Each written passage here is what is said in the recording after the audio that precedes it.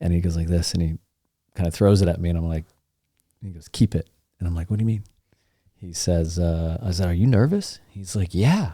And this is someone I look up to. You think they're so stoic?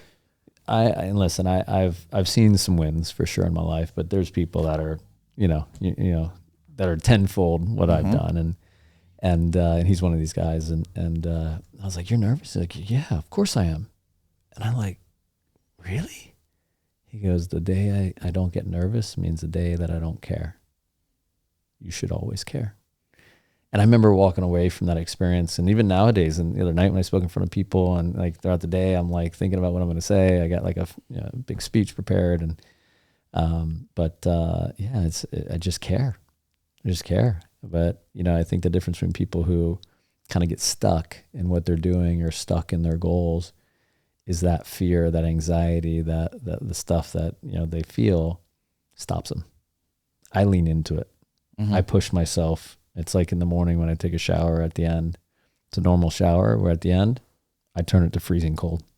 And I stand in the shower for 30, 45 seconds. And that's my way of telling my mind and my heart that I'm in control. Because I don't want to take a cold shower. Who wants to do that? Yeah. Right? But I know that, hey, I'm in control and I will force my mind to do things. Yeah. It's going to push me to be great. No, I love that. I love it.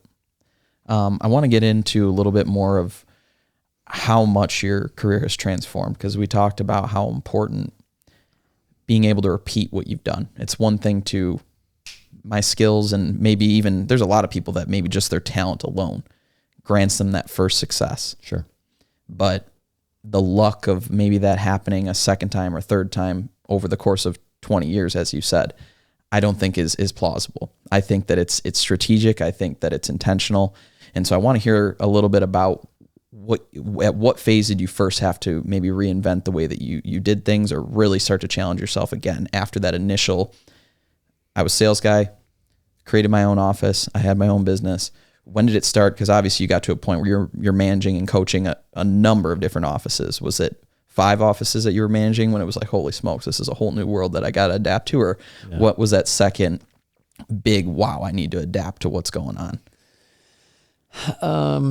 I'd say about 4 years in, I had about 10 locations. It was hard, right? My own office I was managing, trying to lead the staff in there. Again, I'm 28 years old. Yeah.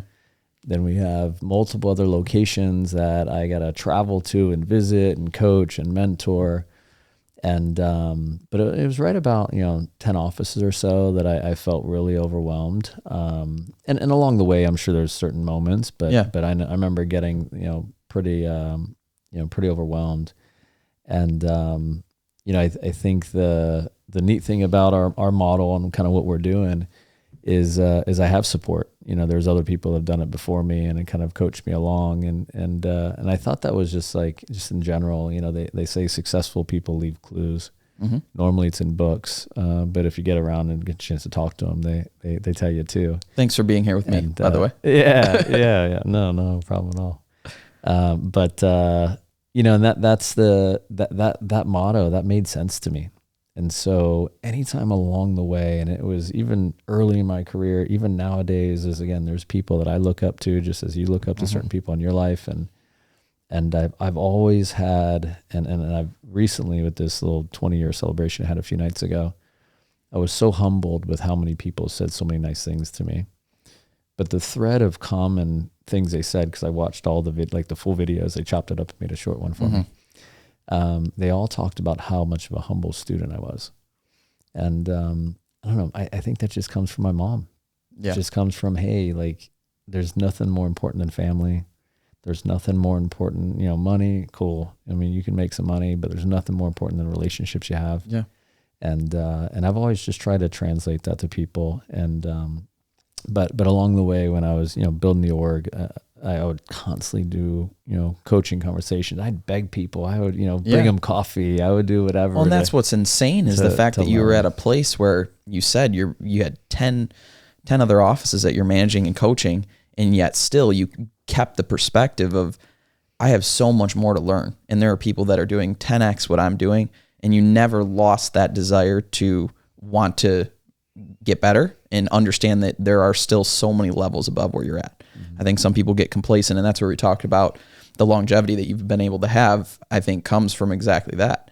You never got to a place where it's like, okay, I figured it all out. I've got it. Well, I have. And to be, transparent, those times in my career, I got my ass kicked. Yeah. Right. Because, you set a goal, you accomplish a goal, and I hit some goals, 4 or 5 years in, and then 10 years in, I hit some of my goals. And then, and at certain points, I did, kind of let it catch up to me a little bit. Okay. And, but yeah, the neat thing about having great people around you though, like my wife in particular. Yeah.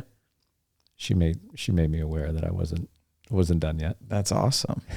Would you share kind of some of the things that what did it look like when it smacked you in the face in those moments, and how did you get back on track and gain perspective again? What did you do to kind of reset? Because like I said, I think it's important I think the longevity piece is so important to notate, because it is a long life and a long career, and there's a lot of life to live, right? Yeah. So I think it's really important to kind of notate that you didn't just have this trajectory the entire time of heading down your way. So yeah, and listen, I mentioned this to you when we kind of prepared for this meetup. I had some success early in my career. 2007, 2008, definitely hit some big wins. 2011, 2012, had some shakeup in the business, some change in clients, some locations closed, just business, right? It's like McDonald's expanding. Not all locations are going to do well with different decisions and leadership.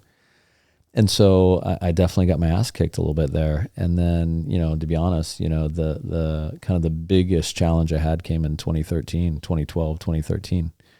And, I'll never forget being in Miami, Florida with my now wife, then girlfriend, and my parents we were in a beautiful resort on the beach. It was one of our R&R events. And my mom was on the couch, and I came out of getting ready because we were going to dinner. And I found my mom crying with Sarah, my wife, and my girlfriend at the time. And I just remember thinking to myself, what did you say to her? Like, I like this one, And my mom shares with us that she has breast cancer. And I could picture the room. I can picture the scenario, and I was just like in complete shock.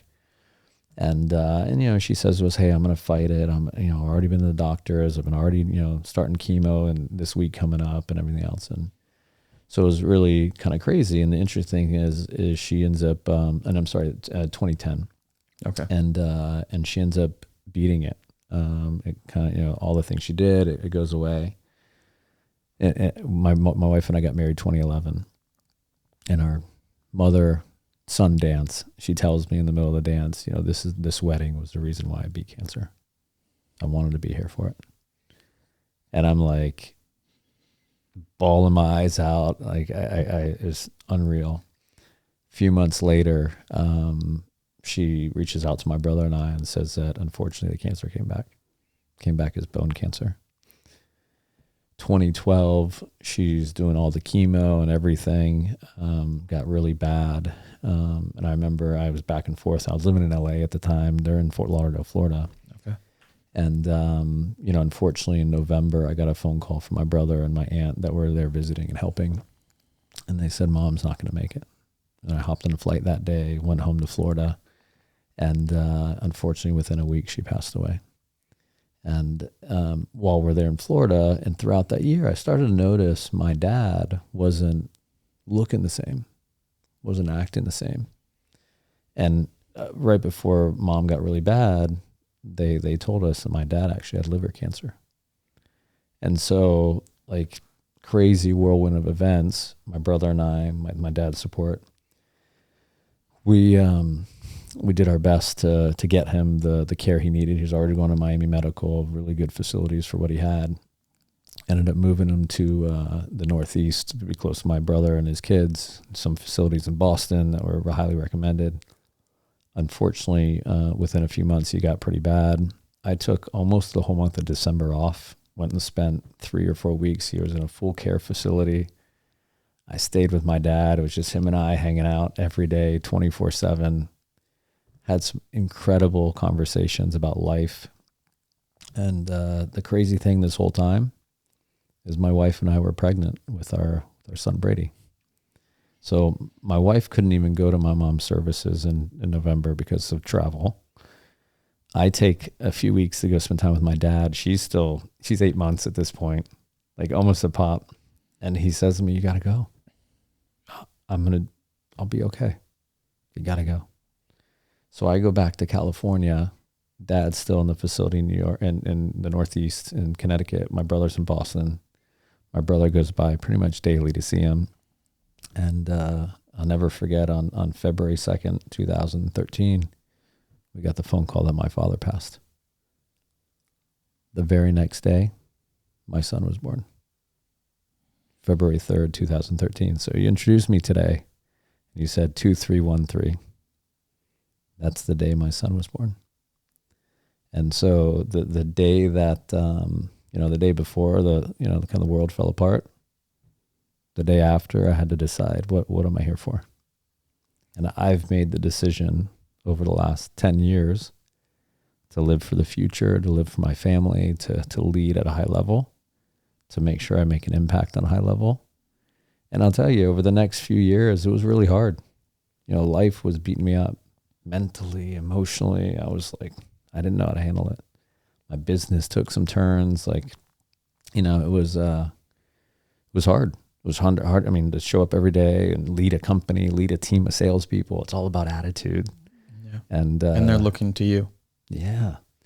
And so I remember, I would put on my suit every morning, and I would call it my Superman suit, because the reality is, once I took that suit off, I was a mess, absolute mess. My wife would find me on the couch crying, like I just didn't know how to handle it all. Yeah. And at the same time, we're new parents, and we're trying to figure out how to be parents. And Brady didn't like to sleep. We're up like 24/7. Like, does he need to eat now? Does he need to whatever? Yeah. And, and it's kind of incredible how things go. But, again, through life and all these things, I've learned that through your deepest wounds come your greatest gifts. And as I took time, as Brady got older, and my wife and I had some challenges having kids. We're a ton of gratitude around having Mason, 2015.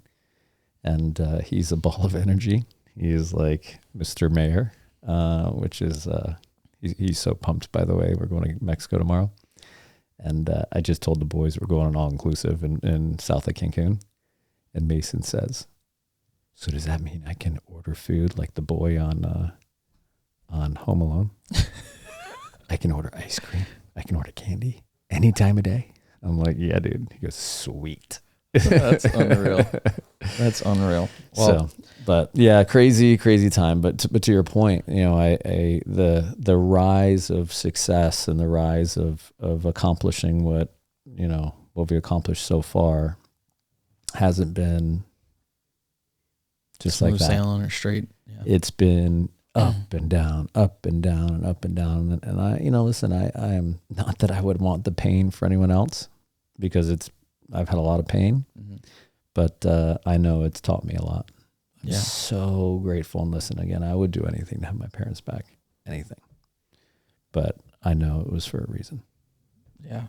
I mean, that's incredible. Thank you for sharing that with not only myself, but everybody else. So I think it's important, and I'm grateful that you did share that, because it is something that people have that story in a lot of different ways, I would assume.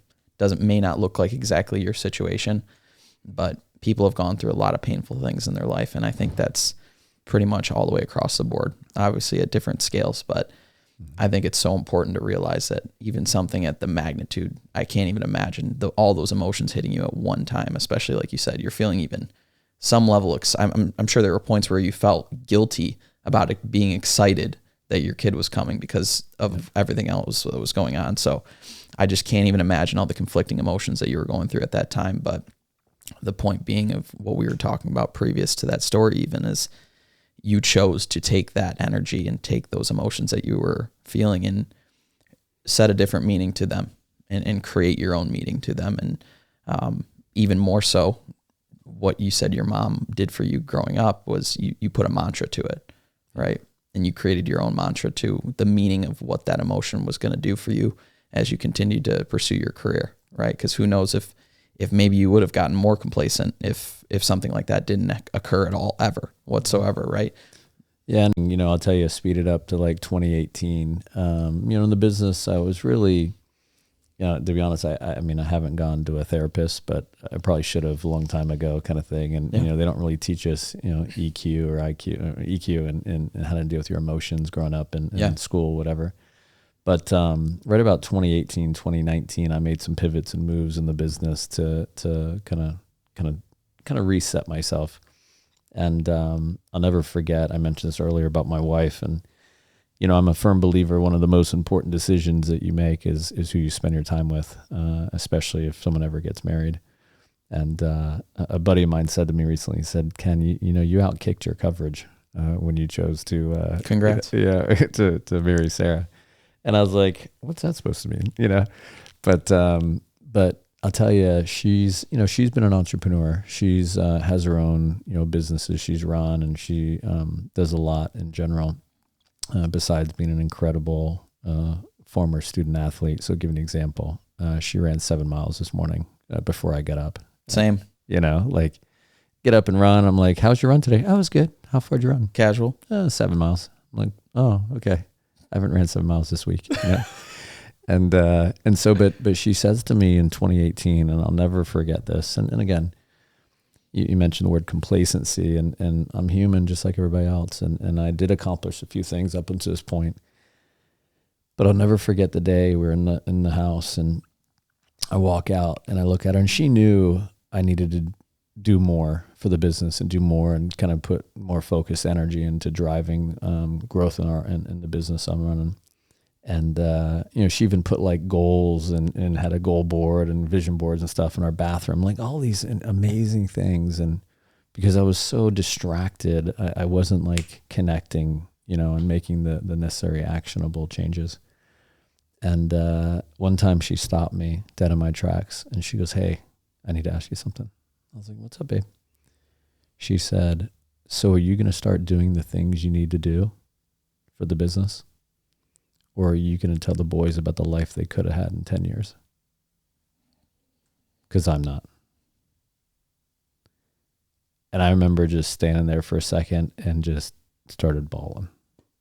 And I looked her in the eyes and I'm like, yeah, I got it. Wow.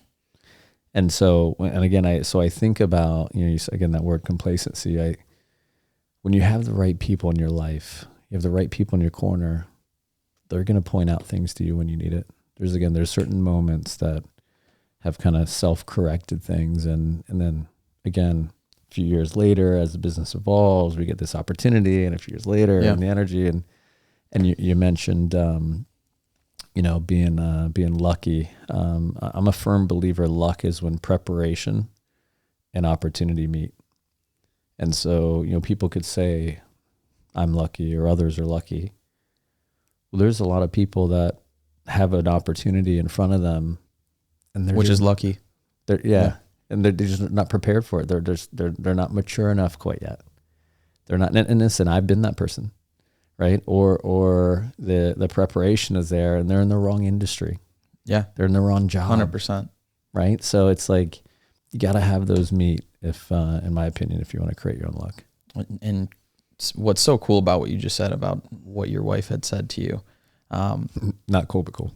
What did you say? Yeah, it's not cool. Fair enough. The point I'm trying to get at is, and you can correct me if I'm wrong here, but I assume that was coming from a place of her knowing what you want and what your ambitions are, not her putting her ambitions or goals or motives on you, right? It was very much so she has listened to you over the years, knows the way that you speak, knows the way what you want to achieve, what legacy you want to leave, and is almost just more so holding you accountable versus telling you this is what you should be doing type of thing. So I think that's an important intricacy to make, because I think that is the best type of partner you could ever have, is one that just simply holds you accountable to what they know that you want, not necessarily what they want for you type of thing. Yeah, exactly. And I think, that's high level leadership in my opinion.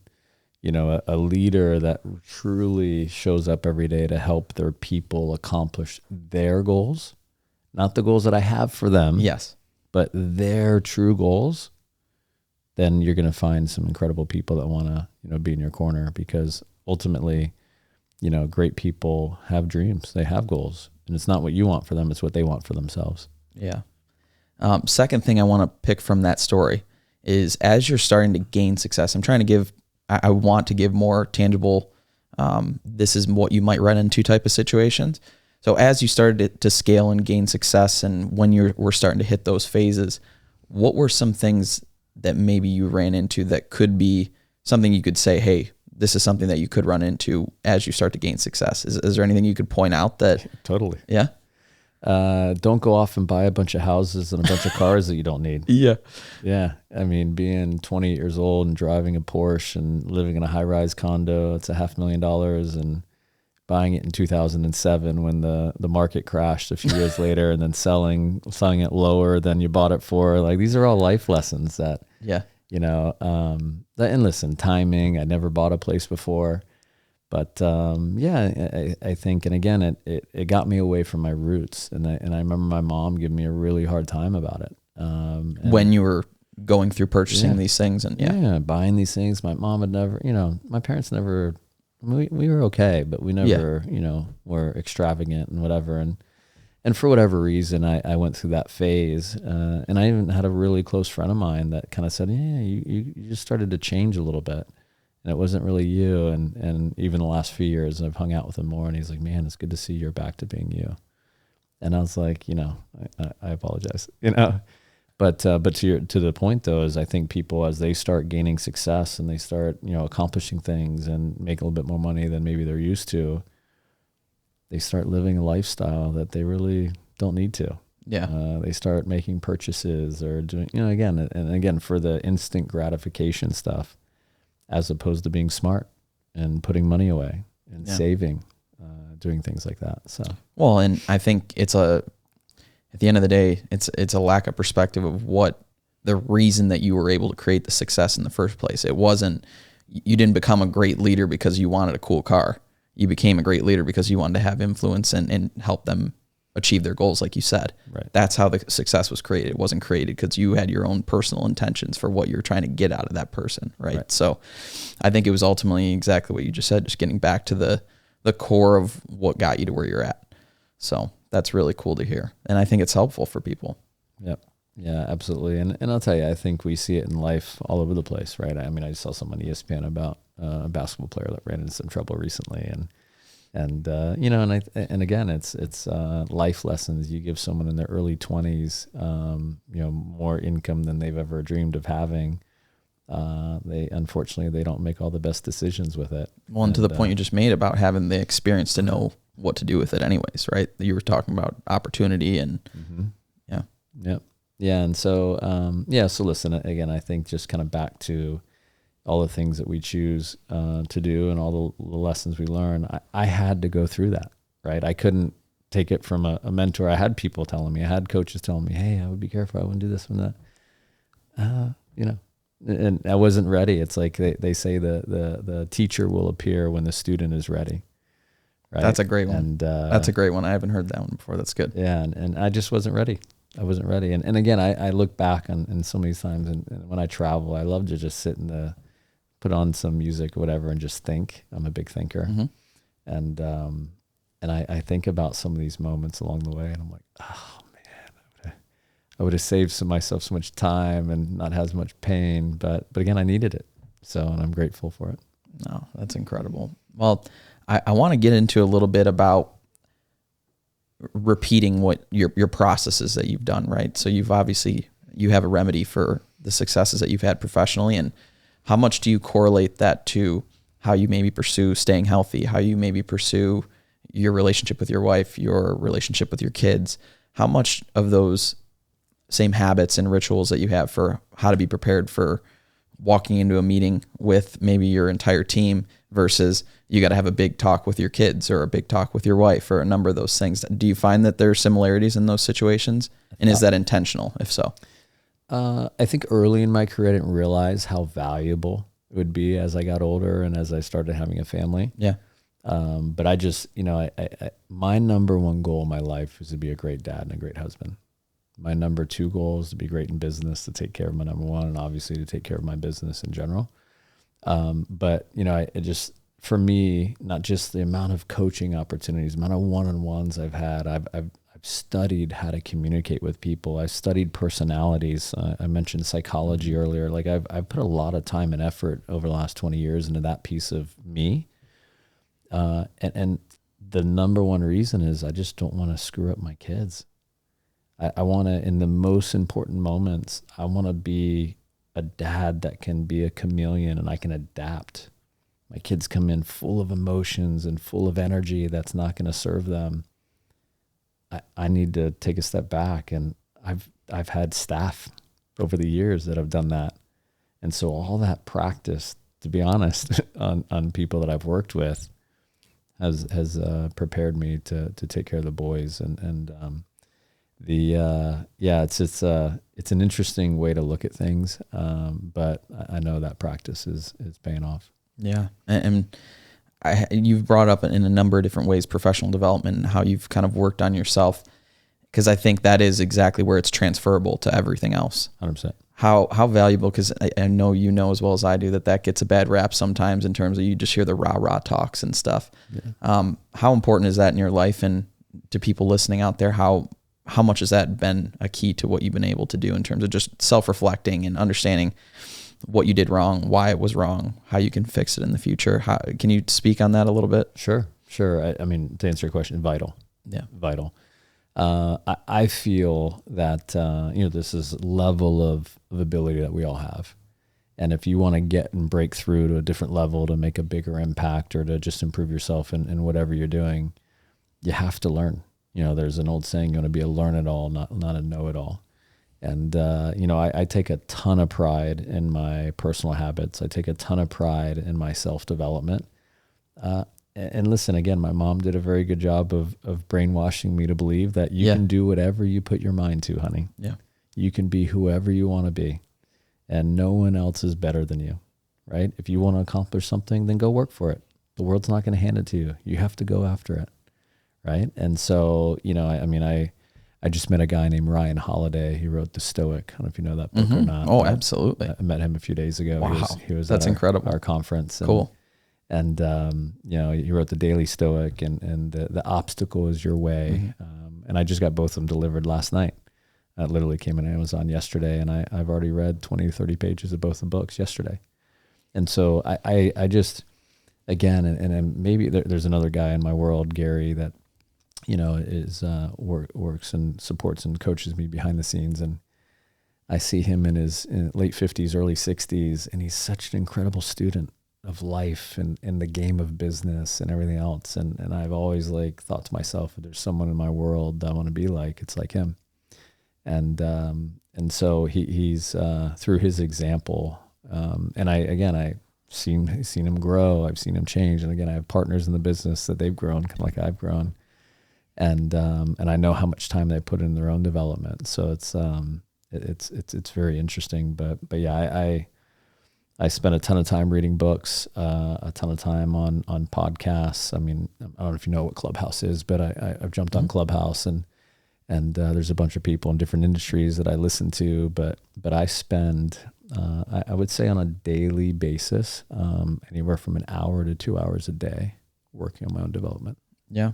I think it keeps you engaged mentally, because at the end of the day, if all your time is focused on ultimately repeating the same processes over and over again, you're going to run out of excitement, right? And if you're learning and engaging in different industries, which could completely flip the way that you view your industry even, right? Because you've talked about how much your industry has reinvented itself over the years.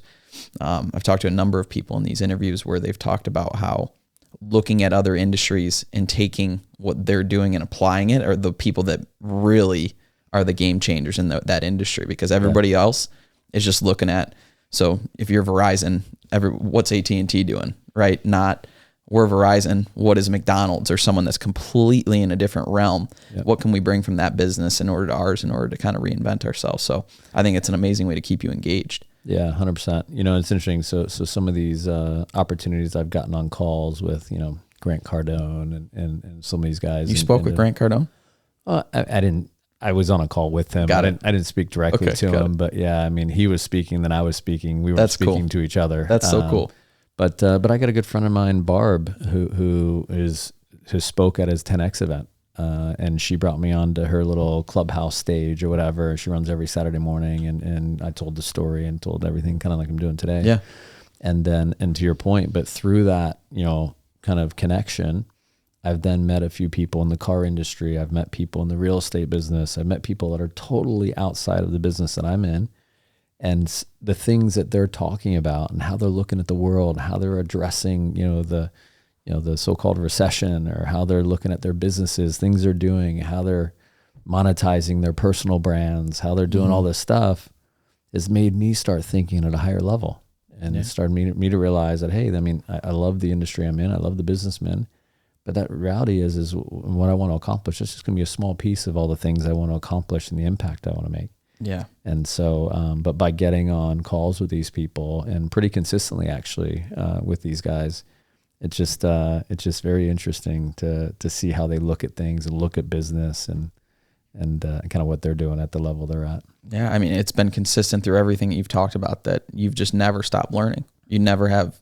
And regardless of just your industry alone, like you said, you're just on a personal basis, you're continuing to stay humble and understand that there are people that know and have done so much more than you have, as I think is so important for everybody. And what you see in the most successful people are the people that still think that they're not even close, which is so crazy to think that the people that 99% of the population look at and are just in awe of everything that they've done are still unsatisfied. And I don't want to, unsatisfied is a tough word, but it's a tough word to say, but they're still looking at everybody else and all the other people that they look up to saying, wow, I wish I could be half as good as them. It's just incredible to see that you still have that perspective. Yeah. And I mean, again, from being in these rooms, being in these circles of people, you know, I'm sure you hear the taglines of, if you're the smartest person in the room, you're in the wrong room kind of thing. And I take that to heart. Like I really feel that the only way that I can come through, and again, it's kind of layered back. The deep driver to me is to be a great dad,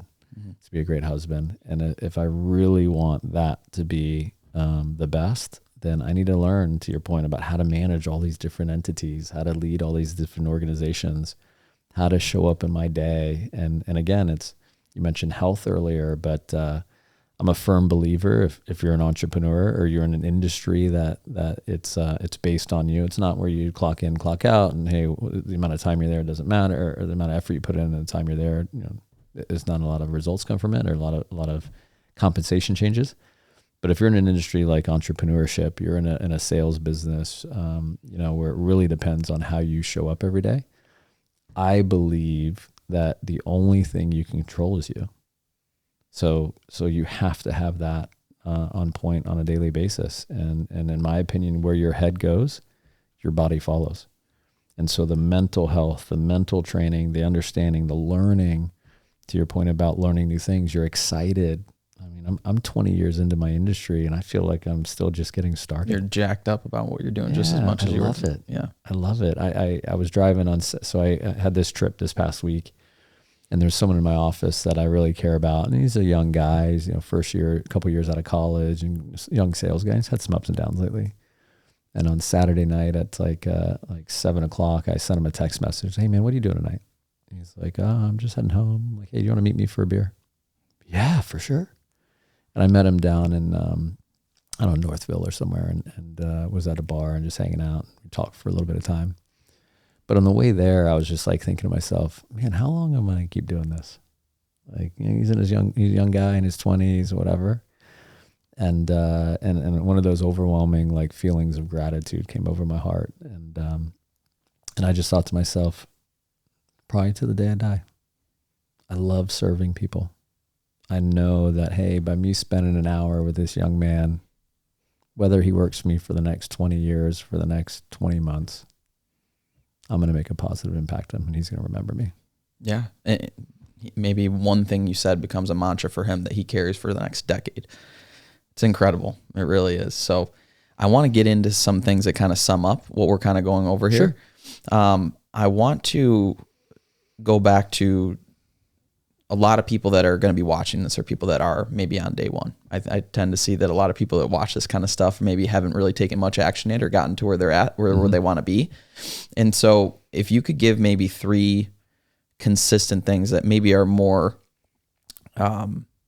transferable to all industries or all situations, what are some of the 3 core things that you can attribute to getting started? And this is back to those. This could be back to your personal development habits, or sure, choosing, like I said, like we talked about, investing in that initial person that you believed in, or you believed in his purpose. What are some things or consistencies that you can see regardless of what industry you end up pursuing? What might be the best way to get started on things?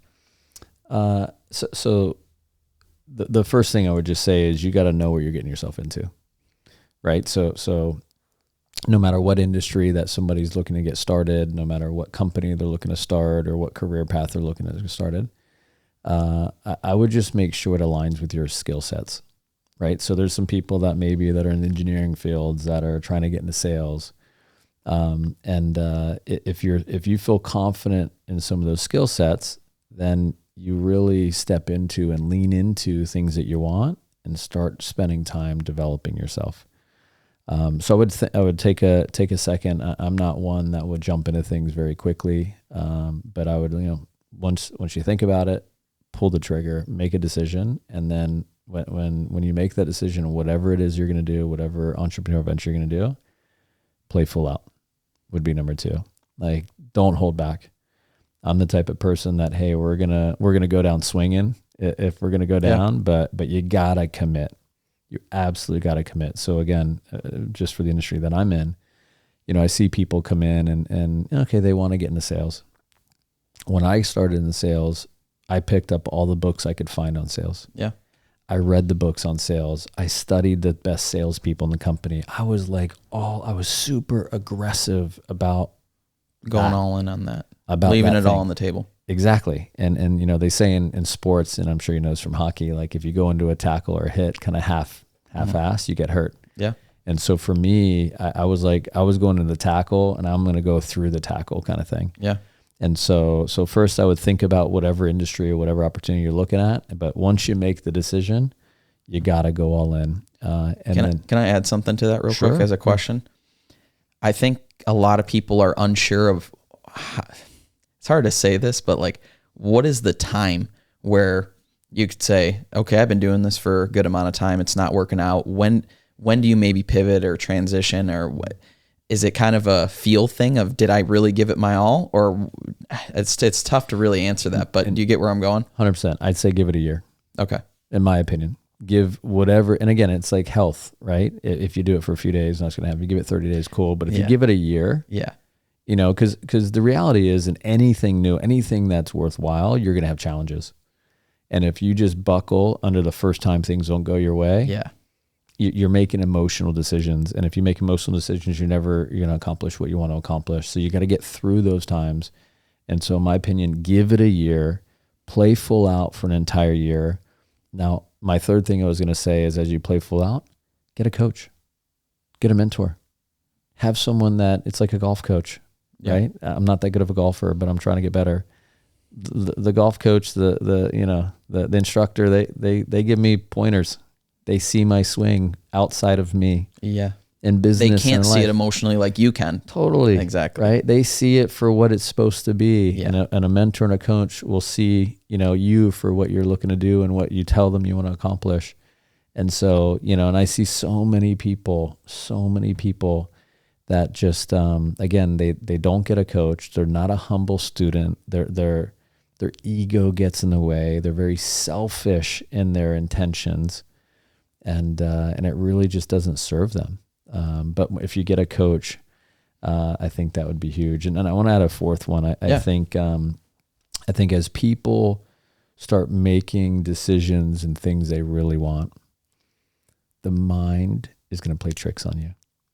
The mind is going to, kind of push back on what you really, really want. It's something called the terror barrier. It's like there's this barrier of like, you want to get over to this world of of fulfillment. You want to get over this world of accomplishment. You want to go over this world to getting to, really feeling happy inside. Well, that terror barrier, that invisible line is going to push you back. It's going to knock you down. It's going to test you, and it's going to really give you, all this like pressure. Do you really want this? Yeah. Are you willing to do what it takes? Are you willing to pay the price? And once you break through that, once you get through that invisible line, you're going to get into this world of getting this emotion of like, holy shit, it is worth it. Now, the tricky part, in my opinion, once you start accomplishing things, once you start seeing successes, is to make sure you continue to fill your mind with the things you need to keep you there. And, it's like creating momentum. It's like there's different types of momentum. There's creating momentum. There's, maintaining momentum. And then there's like advanced momentum where it just kind of builds upon itself. Yeah. And so, but that the mind side of things, I say this a lot in the stuff that I do for my own YouTube channel and things, is the most important conversation you're going to have is the one you have with yourself. And so you got to continuously say things and serve yourself in a way that's going to help you get through those moments along the way. But you got to give it at least a year. Yeah, no doubt. I mean, that reminds me so much of, you know who Brendan Burchard is by chance? Mm-hmm. He says the power plant doesn't have energy, it generates it. It's the most genius thing ever. You never really think about it that way, but it's never in the same way that you're talking about. You don't have an accomplishment. You've achieved it, but it has to be generated over time and through momentum and a number of different reasons. That's awesome to hear. Yeah. I want to get into, lastly, a little bit more particular to your industry. So if you were to give 3 tips in regards, so same type of idea of what we were just getting at in the blanket statement. Now, with your expertise in your business, so let's just use it as a sales and marketing position, where you could be in leadership or you could be selling, or a number of different ways. What would be the 3 things in that industry that you would give as tips? Frankly, they're going to be kind of similar. Yeah. So, the one about the mind and the mentality it takes to be successful at work, in general, again, because of rejection and other things that happen in sales, oftentimes people don't look at things very optimistically. They sometimes have a pessimistic view of what's going to happen next. Yeah. But I would say just simply in sales, if somebody wants to be good in sales, they gotta be a student of the game. There's gonna be people that are better. Don't compare yourself to other people. Don't compare my chapter 20 to your chapter 1. Can you differentiate those two though? Because I think some people can be conflicted when it comes to having a mentor and someone you look up to and yet still running your own race. How do you tiptoe that line? Yeah. So I think just understanding that, it's your journey, right? Like having a mentor and having a coach or having someone that, yes, that's maybe outperforming you or doing something better than you. There's a difference between being jealous and going into the conversation to learn. Yeah. And again, I've been both people, right? I've seen others do well in my industry and others do well in business. And I did have this sense of jealousy, this sense of, oh, well, they must be, this is the reason why, this market, this program, this opportunity. And I had to, and again, a maturity thing, right? I had to shift that emotion, that energy. But I think the key is just like knowing that, if you are going to meet with someone, and yes, if they are outperforming you, if they are doing better than you, you got to go into it the right intentions, right? And if you have the right, again, lead with the heart. If you have the right heart, you have the right thoughts on why you're there, then it can only help.